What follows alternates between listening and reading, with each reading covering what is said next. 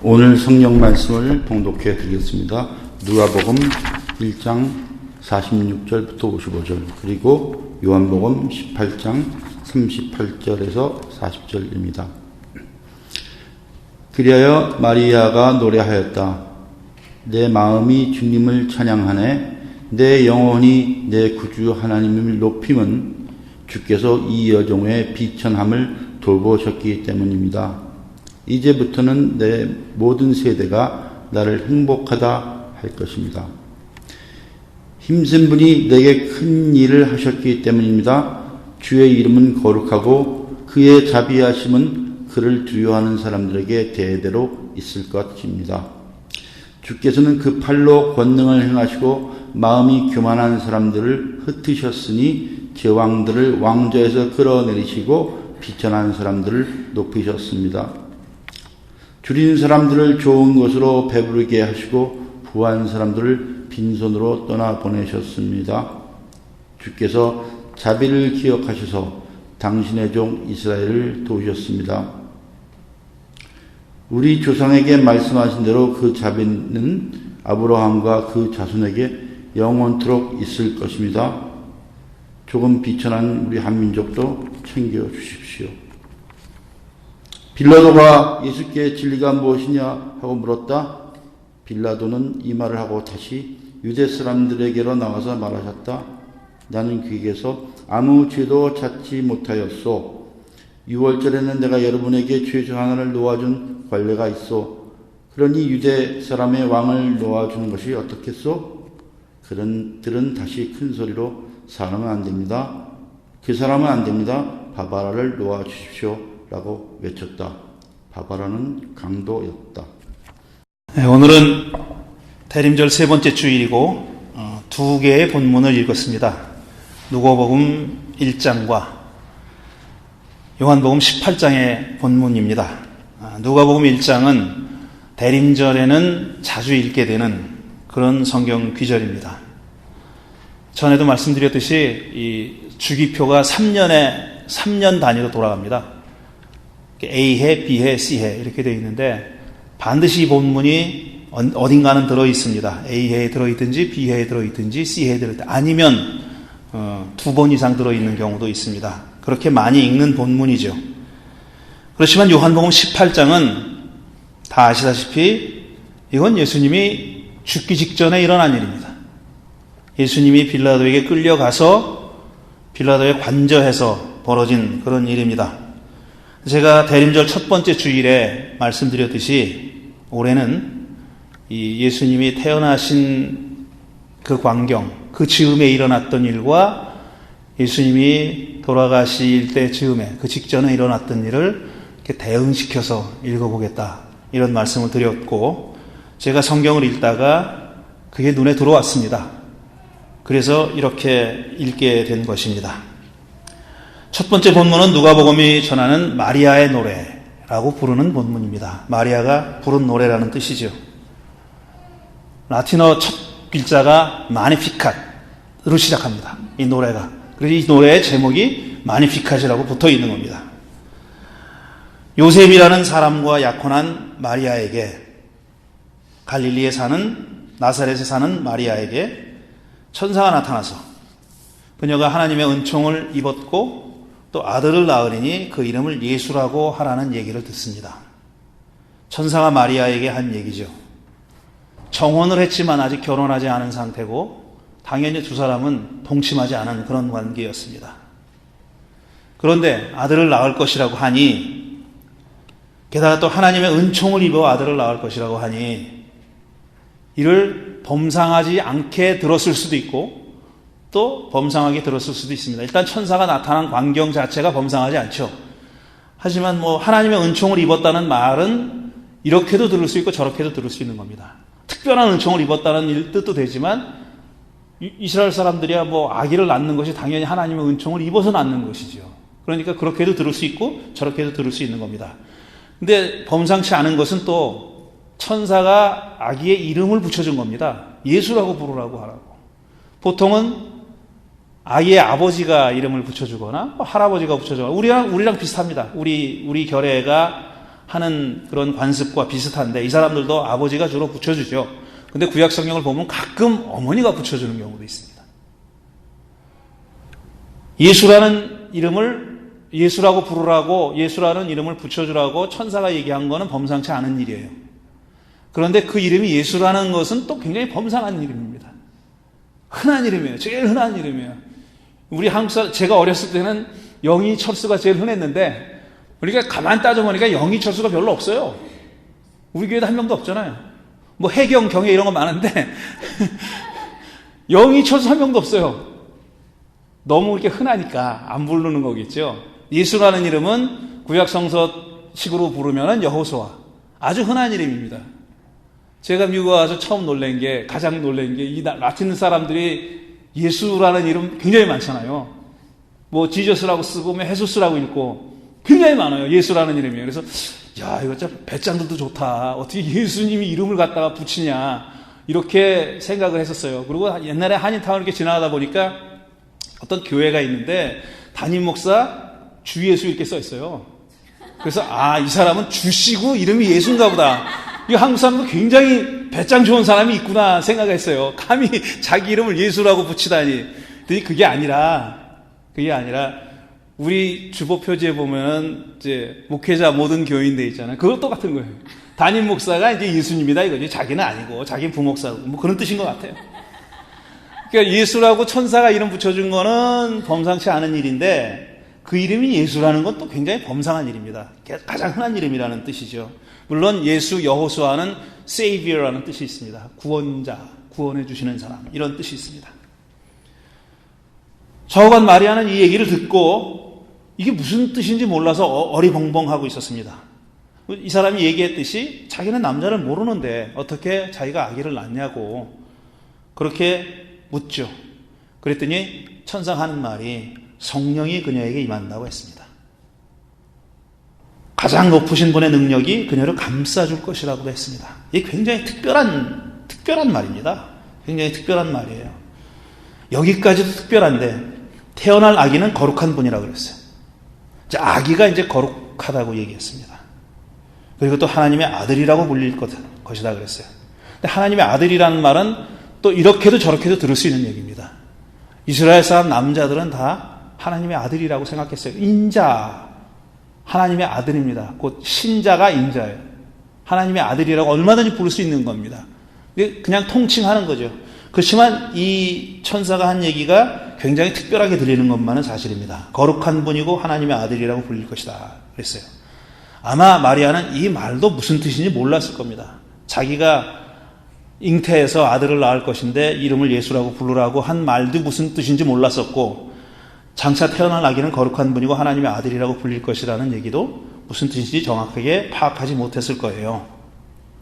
어쨌든 아들을 낳는다는 얘기입니다. 근데 믿질 않는 거예요, 마리아가. 그때까지만 해도 그걸 받아들이지 않는 거예요. 그랬더니 천사가 그녀의 친척인 엘리사벳 얘기를 합니다. 엘리사벳은 세례자 요한의 어머니죠. 나이가 많아서 다들 임신할 수 없다 이렇게 생각했지만 그녀가 지금 임신한 지 6개월이다. 하나님에게는 불가능한 일이 없다 이렇게 말합니다. 그제서야 마리아는 천사의 말대로 자기에게 이루어지기를 바란다고, 천사의 말대로 하나님의 뜻대로 이루어지기를 바란다고 그 말을 받아들입니다. 그리고 나서 얼마나 자주 방문하는지 모르지만 마리아가 엘리사벳을 찾아가죠. 자기 친척인 엘리사벳을 찾아갑니다. 그랬더니 엘리사벳이 하는 얘기입니다. 당신이 우리 집에 들어왔을 때 자기 복중에 있는 아기가 너무 기뻐서 뛰어서 춤을 췄다고, 뛰놀았다고 그렇게 얘기해요. 복중에 있는 아기가 기뻐서 뛰놀았다고 그렇게 얘기합니다. 이때 마리아가 부른 노래가 바로 이 마리아의 노래입니다. 학자들은 이렇게 얘기합니다. 이 노래는 마리아가 창작한 게 아니다. 이미 이전에부터 많은 사람들에게 불리워졌던 그런 노래다라고 얘기합니다. 근데 창작품이든 아니든 그 저작권이 누구에게 있든지 간에 우리에게 그건 큰 관심은 아닙니다. 문제는 노래의 내용입니다. 내용이 그 노래가 어떤 내용을 담고 있느냐 하는 것이 중요한 겁니다. 이 노래의 주인공이신 하나님은, 노래의 주제인 하나님은 비천한 여정을 돌보시는 분이라고 그렇게 노래되고 있습니다. 교만한 사람을 흩어버리고 제왕들을 왕좌에서 끌어내리고 비천한 사람들을 높이고 줄인 사람들을 좋은 것으로 배부르게 먹이시고 부유한 사람들은 빈손으로 떠나보내시는 분이다. 그런 하나님이다 라고 노래하고 있는 겁니다. 한마디로 노래하면 이 노래의 주제는 억눌린 사람의 한을 풀어주는 하나님, 반대로 또 권력을 함부로 휘두르는 사람들을 그 자리에서 쫓아내는 하나님입니다. 지금과는 다른 세상을 이끄시는 하나님이라 이런 뜻이죠. 지금과는 다른 세상을 만드시는 그런 하나님이라는 얘기입니다. 요즘 말로 얘기하면 사회 변혁을 이끄시는 하나님이란 뜻입니다. 긴 세월 동안 억눌려 살면서 사람 대접받지 못해온 사람들을 당당하게 사람 대접받게 만드는 그런 세상을 만드시는 하나님이란 얘기입니다. 그 사람들이 왜 긴 세월 동안 억눌려서 비천하게 그렇게 살았느냐, 제대로 먹을 것도 못 먹으면서 살았느냐, 제왕들이 권좌에서 불의한 권력을 휘둘렀기 때문이라는 거예요. 부자들이 자기들이 정당하게 가져가야 할 것 이상을 독점하고 소유하고 그랬기 때문에 비천한 사람들의 눈물이 있고 배를 고르며 잠자리에 들어야 하는 사람들이 있다는 얘기입니다. 그건 한쪽이 있으면 다른 쪽이 있는 거예요. 괜히서 사람이 억눌리고 괜히서 사람들이 굶주리는 게 아니라는 겁니다. 더 불의하게 취하는 사람이 있기 때문이고 권력을 마음대로 자의적으로 불의하게 휘두르는 사람이 있기 때문에 그 권력에 억눌린 사람들이 있다는 얘기입니다. 그런 세상을 마리아의 노래는 하나님이 바꾸신다. 그렇게 얘기하는 거예요. 그러니까 이 노래는 사실 누가 들어도 마리아가 만드는 노래라기보다는 누군지 모를 이렇게 억눌린 사람이 돌봄을 간절하게 기다리는 어떤 여종이 누군가에 의해서 언제부터인지 모르지만 이 노래를 부르기 시작했고 그 많은 사람들이 그 노래를 따라 부른 겁니다. 그래서 우리가 흔히 말하는 구전가요가 된 거예요. 작자를 알 수 없는 구전가요가 됐고 많은 사람들이 이 노래를 불러온 것입니다. 이 노래는 이런 염원이 절절하게 표현되어 있습니다. 그런데 여러분, 놀랍게도 대림절이 되면 이 구절을 읽는 교회가 많지 않습니다. 이 구절을 정확하게, 정직하게, 진실하게, 신실하게, 정직하게 읽고 이게 무슨 뜻인지를 새겨보는 교회가 많지 않아요. 불편한 겁니다. 교회가. 개신교회는 사실 이 노래를 부르는 교회가 정말 1%도 안 될 거라고 저는 확신합니다. 가톨릭 교회는 많이 불러요. 이 노래를 읽고, 이 글을 읽고 이 노래를 부릅니다. 오늘 우리가 찬양 시간에 이 노래를 골라줘서 얼마나 감사한지 몰라요. 딱 맞게 읽어주신 겁니다. 제가 이 본문을 읽으려고 생각했는데 황 목사님이 그 노래를 선택해 주셔서 얼마나 감사한지 모르겠어요. 가톨릭 교회는 이 노래를 읽습니다. 그런데 이 노래를 읽는 가장 큰 이유는 뭐냐면은 내용이라기보다는 마리아가 불렀기 때문입니다. 가톨릭 교회가 높이는 마리아. 우리는 흔히 가톨릭 교회가 마리아를 하나님으로 믿는다. 다 뻥이고 거짓말이에요. 사실이 아니에요. 그렇지 않아요. 어쨌든 가톨릭 교회는 마리아를 이렇게 높이니까 그래서 읽는 경우가 많습니다. 사실 이 노래의 내용에 집중하는 그런 가톨릭 교회가 또 얼마나 있는지 심히 의심됩니다. 제가 올해 대림절에 생각하는 거는 이겁니다. 그럼 누가 이 일을 하는가 하는 거예요. 누가 이 노래의 내용에 노래가 추구하는 바를 누가 하는가 하는 거죠. 마리아를 포함해서 그 시대와 그 이전 시대에 살았던 이스라엘 사람들, 이 노래를 불렀던 사람들은 메시아가 와서 이 일을 한다 이렇게 믿었습니다. 우리는 그 메시아를 기다린다. 이렇게 믿었어요. 저는 2019년 대림절 세 번째 주일에 이렇게 말씀드립니다. 아닙니다. 기다릴 일이 아닙니다. 옛날에는 기다렸는지 모르지만 그래서 왔잖아요. 그분이 오셨잖아요. 그분이 오셔서 기원전 한 4년부터 기원전 30년까지 이 땅에 발을 딛고 사셨잖아요. 복음을 외치셨고 하나님 나라를 이루기 위해서 애를 쓰셨잖아요. 병자들을 고쳐주고 귀신들을 쫓아내면서 막 권위를 휘두르는 사람들에게 그러지 말라고, 그 다음에 억눌려서 정말 기도 못 필고 사는 사람들에게 그대들이 다 하나님의 자녀들이라고, 장벽 같은 건 없다고, 당신들도 당당해지시라고, 떳떳한 하나님의 아들 딸이라고, 아니 하나님은 오히려 당신 같은 분들을 더 사랑하신다고 이렇게 말씀하셨잖아요. 이제는 더 기다릴 게 없는 겁니다. 이 일을 누가 하느냐? 그 옛날에 어떤 영웅이, 메시아라고 불리는 영웅이 신적 권위를 가지고 기적을 막 일으키면서 이 일을 하실 거라고 그렇게 믿었습니다.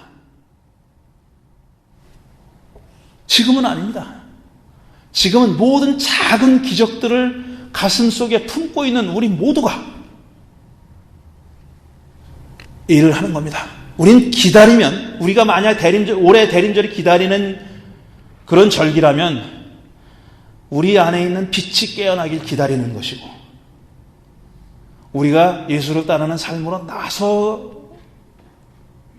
할 때인 겁니다. 나서야 할 때인 겁니다. 예수는 율법학자에게 선한 사마리아 사람의 비유를 말한 후에 누가 강도 만난 사람의 이웃입니까? 이렇게 물었습니다. 내 이웃이 누구냐고 물었던 그 율법학자에게 선한 사마리아 사람의 비유를 얘기해 주셨죠. 한 사람이 강도를 만났는데 쓰러졌다. 제사장이 보고 그냥 지나가더라. 레위인이 보고 또 그냥 지나가더라. 그런데 어떤 사마리아 사람이, 그 사마리아 사람은 누구냐? 그대들이, 당신들이 그렇게 천하게 깔보고 무시하고 차별하던 그 사마리아 사람이 지나가면서 그를 돌봐주고 여관으로 데리고 가서 치료해줬다는 거예요. 누가 강도 만난 사람이 이웃입니까? 예수가 물었죠. 답은 명확합니다. 누가 봐도 답은 명확합니다. 제사장이라고 말할 사람이, 레위 사람이라고 말할 사람이 누가 있습니까? 그래서 율법학자도 그렇게 대답했습니다. 자비를 베푼 사람이라고. 예수님이 뭐라고 그러셨어요? 당신도 가서 그렇게 하시오. 이렇게 얘기했어요. 너무나도 분명한 거예요. 누가 이웃이 될 건가? 바로 당신. 바로 여러분. 바로 당신입니다. 누가 와서 강도 만난 사람을 구해주도록 기도하지 말라고. 누군가 와서 그 사람을 구해줄 어떤 구세주가 올 걸 기다리지 말라고. 바로 당신이라고. 그렇게 얘기하신 거예요. 이게 중요한 이유는 율법학자이기 때문에 이 사람이 그 말을 못 받아들이는 거예요. 율법학자이기 때문에. 왜냐, 율법학자는 가르는 게 직업입니다. 나누는 게 직업이에요. 내 이웃은 누구고 내 이웃이 아닌 놈은 누구고, 유대인은 어떻게 유대인이 되고 어떻게 하나님의 아들이 되고 하나님의 딸이 되고 어떻게 하면 하나님의 그 부류에 들지 못하는가, 이걸 나누는 게 일인 사람이에요. 근데 우리가 계속해서 그래 왔어요. 2000년 동안 그래 왔다고. 우리 기독교인들이 그래 왔어요.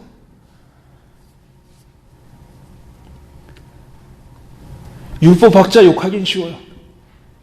근데 당신이 바로 율법학자같이 행동하고 있습니다라고 하면 다 싫어요. 남을 욕하긴 쉬워요. 근데 자기가 그런 줄은 모르는 거예요. 자기가 그 짓을 하고 있는 걸 모르는 거예요. 예수님 지금 원하시는 건 뭐냐면은 당신이 바로 당신이 원하는 사람이 되라는 겁니다. 당신이 바로 당신이 기다리는 사람이 되라는 겁니다. 누가 따로 와서 그 사람이 오지 않습니다. 누가 다른 사람이 다른 누군가 와가지고 당신에게 구세주가 되지 않아요. 그러니까 당신이 바로 구세주가 되라고. 당신 자신에게 구세주가 되라고. 또 당신의 이웃에게 구세주가 되라고. 타인들에게 구세주가 되라고 얘기하는 거예요. 그러면서 예수님이 뭐라고 말씀하시는 거냐면 당신은 충분히 그럴 수 있습니다라고 얘기하는 거예요. 그게 신성 모독도 아니고 시건방도 아니고 당신은 충분히 그럴 자격이 있다는 거예요. 모든 사람이 그럴 수 있다는 그런 얘기입니다. 바울 서신에서 바울이 문제 삼는 건 뭐냐면은 왜 율법이냐 믿음이냐 뭐 이렇게 얘기하잖아요. 바울이 문제 삼는 건 뭐냐면 율법의 의로 구원에 이르느냐 아니면 믿음으로 구원에 이르느냐 하는 거예요. 행위냐 믿음이냐가 아니에요. 우리가 행위로 구원받느냐 믿음으로 구원받느냐 하는 게 아니에요. 그거는 바울이 대립시켰던 게 아닙니다. 바울이 대립시켰다면 율법의 의로 구원받는다는 얘기는 한마디로 얘기하면 너보고 유대인이 되라는 거예요. 네가 유대인으로 안 태어났으면은 2등 유대인으로 되라. 귀화라도 해가지고 유대인 되라는 얘기입니다. 그래야 할례 받고 토라를 지키고 그렇게 해야 된다는 거예요. 근데 바울은 그게 아니라고 얘기한 겁니다. 그게 아니라고. 당신은 유대인이 되실 필요가 없다고 얘기한 거예요. 행위를 하지 말라는 게 아니에요. 선한 사마리아의 행동을 하지 말라는 게 아니에요. 자비를 베풀라는 겁니다. 근데 자비를 베푼다고 율법의 의를 이루는 게 아니라고 얘기하는 거예요. 그거랑은 상관없다는 거예요. 그건 누구나 할 수 있는 일이고 누구나 해야 되는 일인 거죠. 이걸 행위냐 율법, 믿음이냐로 바꿔치기 하는 바람에 무수히 많은 오해와 불행을 낳은 겁니다. 자비를 베푸는 일, 선한 행동을 하는 일은 사람 얼굴을 가지고 있으면 누구나 할 일이에요. 누구나 해야 되는 일. 그건 무슨 신앙의 조건도 아니고 구원에 이르는 일도 아니에요. 그건 사람이면 누구나 해야 되는 일이에요. 그냥 양심을 가지고 있는 사람이면은 사람의 뚜껑을 가지고 있는 사람이면 누구나 하는 일이에요. 그걸 가지고 무슨 종교적 가치를 운운한다는 것이 너무나 저급하고 우스운 일입니다. 그리고 마치 그걸 다 할 수 있는 일은 원죄 없이 잉태하신 예수님밖에 없다. 웃기부들 있네 진짜. 이 예수님을 높이는 게 아닙니다. 예수님을 높이는 게 아니에요. 그런 식으로 예수님을 높이겠다는 얘기는 나는 이 자리에 그냥 계속 있겠다 하고 얘기하는 거예요. 바뀌는 것도 원치 않고 변화도 변혁도 아무것도 원치 않는다. 난 그냥 이대로 살다가 이대로 죽겠다 하는 거죠. 예수님은 그 자리를 버리고 내 옆에 오신 분입니다. 나랑 같이 고통당하고 나랑 같이 울고 웃으며 같이 사시는 분이에요. 나를 주인이라고 부르지 마시라고. 주님은 아버지 한 분밖에 없다고. 나는 그대들의 친구라고. 그러니까 막 요구해도 되는 거예요. 막 야단쳐도 되는 거고. 그럼 어떡합니까? 우리 보고 어떻게 살라고. 이렇게 할 수 있어야 되는 거예요. 그게 예수님 원하시는 거예요.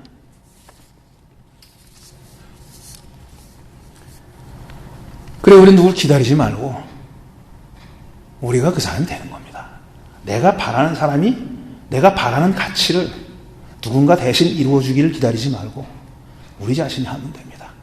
우리 자신이 하겠다는 사람이 많아지면은 그게 바로 우리가 바라는 세상이 되는 거예요.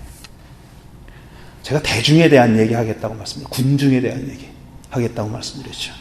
한 40, 50년 전에 처음으로, 사실 처음은 아닌데 또 안병우 선생님이 천당에서 들으시면은 욕할지도 모르지만 어쨌든 민중신학을 하는 안병우 선생님이 마가복음에서 군중, 무리라고 우리말로 번역된 그 단어에 집중하셨어요. 그게 피란말로 오클로스라는 겁니다. 오클로스. 그게 군중, 무리 이렇게 번역되는 거예요. 근데 그 군중, 무리라는 것에 안 선생님이 아주 깊이 관심을 둬. 이 사람이 누구냐 도대체. 이 자들이 누구냐. 예수를 따라다니면서 때로는 예수에게 많은 비난도 받았지만 예수와 함께 끝끝내 그 자리를 지켰던 이 사람들이 누구냐. 민중신학이 거기서 나온 거죠. 그 사람들이 다 도대체 민중이 누구요? 정의를 합시다. 이렇게 나왔어요. 이게 과학을 하는 사람들은, 사회학을 하는 사람 그래야 됩니다. 딱 틀을 만들어야 되는 거예요. 여기 속한 사람이 누구고 안 속한 사람이 누구고 이걸 알아야 되는 거예요. 이 사람이 바로 이런 변화의 주체가 되어야 된다. 민중이 주체가 되어야 된다. 민중이 누구냐? 노동자, 농민이다. 뭐 이런 얘기가 굉장히 많았어요. 굉장히 많았고 그걸 가지고 이제 안 선생님은 나는 그거 규정하지 않겠다. 디파인하지 않겠다. 정의하지 않겠다 그랬어요. 민중이 누구라고 정의하지 않겠다. 근데 사람들은 다 뒤돌아서서 피 웃었습니다. 무식하니까 그렇지. 할 말 없으니까 그렇지. 사회학을 모르니까, 사회학과 나왔지만 사회학을 모르지만 모르니까 그렇지. 이렇게 얘기했어요. 다. 이래가지고 무슨 운동을 하냐고 그렇게 얘기했어요. 고백하지만 저도 그 중에 하나였습니다. 저도 그 중에 하나였어요. 이 양반이 할 말이 없으니까 잘 모르니까 그러구나.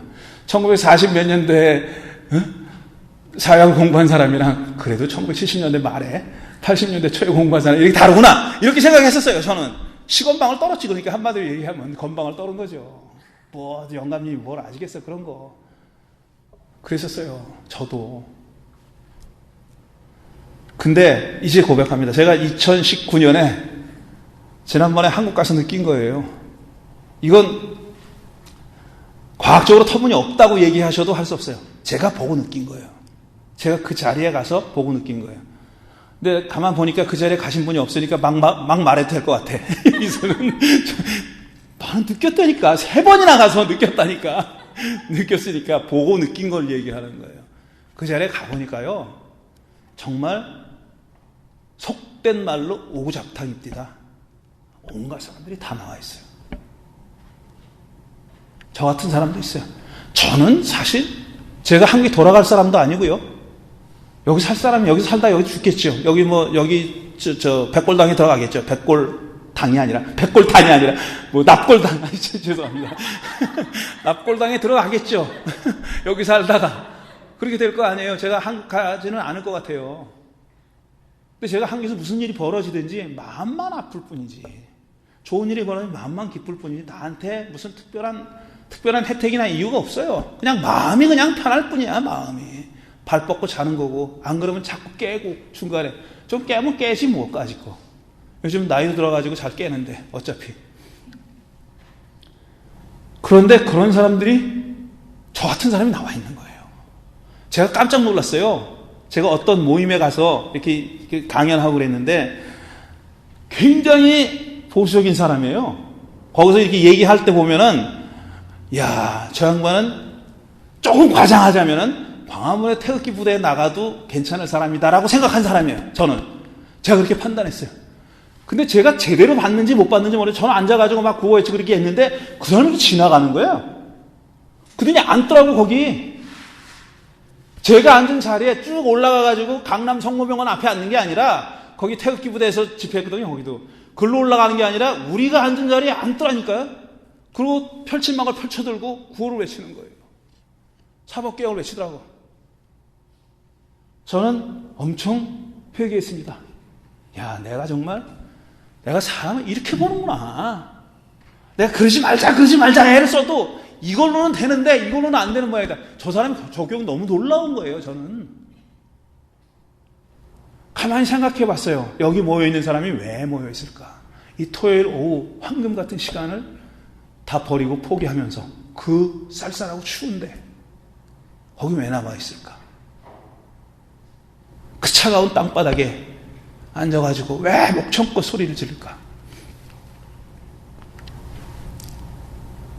제가 하고 싶은 얘기는 이겁니다. 이제는 오클로스의 장벽이 사라지고 있다. 우리가 이렇게 규정했던 이게 민중이다. 이 사람들이 우리의 변화를 이끌고 갈 사람이다. 이런 선이 점점 무너지고 있습니다. 말 나온 김에 이거 원래 여기 없는 거지만 말 나온 김에 이게 우리가 속해 있는 자본주의가 굉장히 지금 발달해가고 있잖아요. 발달한다고도 볼 수 있고 사실 끝판으로 가고 있다고도 볼 수 있는데 우리가 잊지 말아야 할 것 하나는 뭐냐면은 이게 점점 그 억압과 착취가 심해질수록 뭘 요구하냐면 이 사람들이 억압 당하고 있고 빼앗기는 사람들이 뭉칠 것이 필요합니다. 뭉치는 게 필요해요. 그러니까 쉽게 말하면 착취 당하는 사람들이 낱낱으로 이렇게 모래알처럼 흩어져 있는 것이 이 사람들한테도 안 좋은 거예요. 그래가지고 이 사람들이 모이는 걸 원해요. 근데 이 사람들이 모이면 어떻게 되느냐면은, 모이면 그 안에서 힘이 생기는 거예요. 그들에게 저항할 수 있는 힘이 생기는 거예요. 우리는 지금 온라인으로 연결되어 있습니다. 온라인에 피해도 많지만, 폐해도 많지만, 우리가 온라인으로 연결되어 있는 그 사람들이 오클로스예요, 이제는. 그 사람들이 가끔 오프라인을 나가가지고, 가서 이렇게 만나보면은, 저 사람이 왜 여기 와 있지? 이 사람이 왜 서초동에 와 있지? 여의도에 와 있지? 이렇게 생각이 들어요. 근데 결국 어떤 생각이 들면, 너도 와 있는데 왜 저 사람이라고 못 와 있어? 너도 와 있잖아, 너도.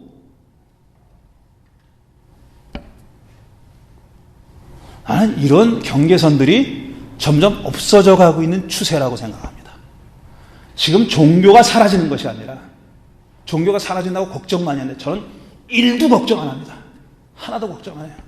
첫째, 제 세대는 안 사실 것이기 때문에 그렇고 사실은 농담이고, 정말 걱정 안 하는 이유는 뭐냐면은 종교적 가치는 사라지지 않습니다. 우리가 추구하는 가치는, 예수가 선포한 하나님 나라 가치는 없어지잖아요. 그건 인류가 살아있는 한 어딘가 살아있어요. 누군가가 합니다. 그걸 자기들이 했다고 주장했던 사람들이 주도권을 뺏기는 것뿐이에요. 그 일이 안 이루어지는 게 아니에요. 어딘가 이루어지고 있어요. 지금도 이루어지고 있고. 근데 그걸 독점했다고 생각하는 사람들이, 그렇게 믿어왔던 사람들이 기득권 빼앗긴다고 얘기하는 거예요. 세상에 봉사할 기득권이 어디 있어요? 교회가 봉사하려고 있는 거 아니에요. 교회가 섬기려고 있는 거예요. 섬기는데 무슨 놈의 기득권이 있어. 근데 지들은 아직까지 다 그 기득권이라고 생각하고, 자기가 안 하면 다 잘못된 거라고 생각한 거예요. 그 경계선들이 점점 무너지고 있다. 따라서 우리는 더 이상 아무도 안 기다려도 된다. 예수는 이미 여러분 가슴속에 와 있습니다. 우리가 모여있는 곳에 와 있습니다. 우리가 두세 사람 모여가지고, 야, 이 일 저 일 해보자. 기도하자. 우리가 해보자. 그럴 때 그 자리에 계시는 거예요. 어차피 예수는 안 보이는 분이니까.